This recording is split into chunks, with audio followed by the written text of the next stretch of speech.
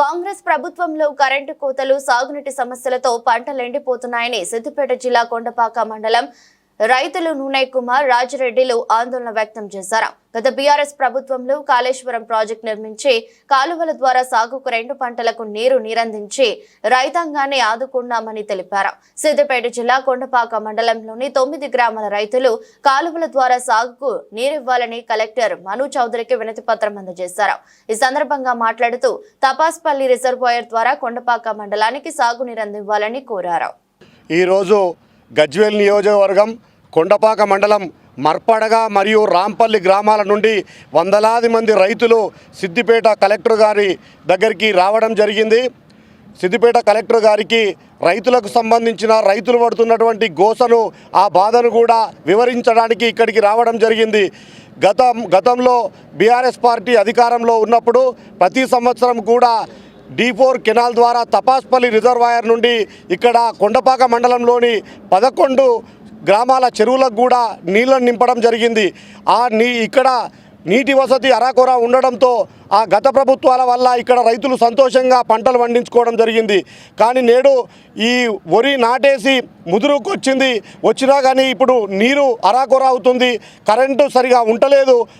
కావున మా రైతుల పంట పొలాలు వెండొద్దు అంటే, మా రైతులు సంతోషంగా ఉండాలంటే D4 కెనాల్ ద్వారా తపాస్పల్లి నుండి ఏదైతే నీరు ఉందో ఆ నీరును D4 కెనాల్ ద్వారా విడుదల చేయాలని చెప్పి ఈరోజు కలెక్టర్ సిద్దిపేట జిల్లా కలెక్టర్ గారిని కలిసి వినతి పత్రం సమర్పించడం జరిగింది. ఈ కాంగ్రెస్ పార్టీ రాష్ట్ర ప్రభుత్వం రేవంత్ రెడ్డి గారు, గౌరవ ముఖ్యమంత్రి గారు మా గజ్వేల్ నియోజకవర్గం కొండపాక మండలంలోని ఈ మర్పడగ, రాంపల్లితో పాటు ఇంకా 9 గ్రామాల ఈ నీళ్లు వచ్చేటువంటి 9 గ్రామాల ప్రజలను దృష్టిలో ఉంచుకొని మీరు ఏదైతే రైతు ప్రభుత్వం అని చెప్పి చెప్పుకుంటున్నారో మీరు ఖచ్చితంగా ఈ రైతుల పక్షాన ఉండాలని మేము కోరుకుంటా ఉన్నాం. లేనట్లయితే బీఆర్ఎస్ పార్టీ ఆధ్వర్యంలో, అలాగే ఈ గ్రామాల్లో ఉన్నటువంటి ప్రజలందరి ఆధ్వర్యంలో మేము పెద్ద ఎత్తున పోరాటం చేసి గత సంవత్సరంలో నీళ్లు విడుదల చేసినట్టే ఈ సంవత్సరం కూడా ప్రతి సంవత్సరం కూడా విడుదల చేసి మా రైతులను ఆదుకోవాలని డిమాండ్ చేస్తూ ఉన్నాం. తన్నీరు హరీష్ రావు గారి ఆధ్వర్యంలో అడగకుండా అన్నం పెట్టినటువంటి ప్రభుత్వం ఆ రోజు కేసీఆర్ గారి ప్రభుత్వం. ఆ రోజు వాళ్ళు 10 సంవత్సరాలు ప్రభుత్వంలో ఉండగా చెరువులు నిండినాయి, భూమి మొత్తం తడిసింది. నీళ్లు ఉండగా కూడా కాలువల ద్వారా D4 కాలువ ద్వారా మర్పడగా, రాంపల్లి, సిరిసినగండ్ల, దమ్మకపల్లి, కొండపాక గ్రామాలకు నీళ్ళు ఇవ్వడం జరిగింది. అనివార్య కార్యక్రమాల వలన భగవంతుని దయలేక ఈరోజు వర్షాలు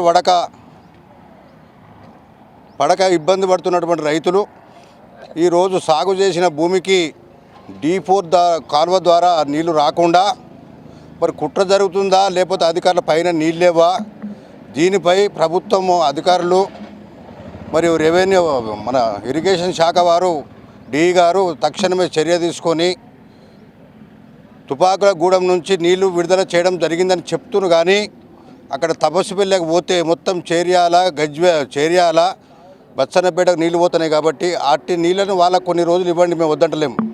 కానీ ఇక్కడ 11 గ్రామాలకు నీళ్ళు అవసరం ఉన్నాయి. కాబట్టి తక్షణమే 5 రోజులలో నువ్వు తపస్సుపల్లి నింపుతావా, ఏది నింపుతావో మాకు తెలియదు, 5 రోజులలో మర్పడ గ్రామానికి నీరు చేరవలసిందిగా గ్రామ ప్రజలు అల్లాడుతుండ్రు. అటు కరెంటు సమస్య, ఇటు నీటి వనరులు చెల్లలో ఏం నీళ్ళు లేవు. కాబట్టి వేసిన పొలాలు ఎండిపోతున్నాయి. దీని ద్వారా తొందరగా నిర్ణయం తీసుకోకపోతే రైతు ఏడిసిన రాజ్యం, ఎద్దేడిసిన వ్యవసాయం అవుతుంది. కాబట్టి ప్రభుత్వ అధికారులు కానీ ప్రభుత్వం కానీ స్పందించి తొందరగా మర్పడ గ్రామానికి, కొండపాక మండలానికి నీళ్ళు ఇవ్వవలసిందిగా ప్రభుత్వాన్ని కోరుతున్నాం.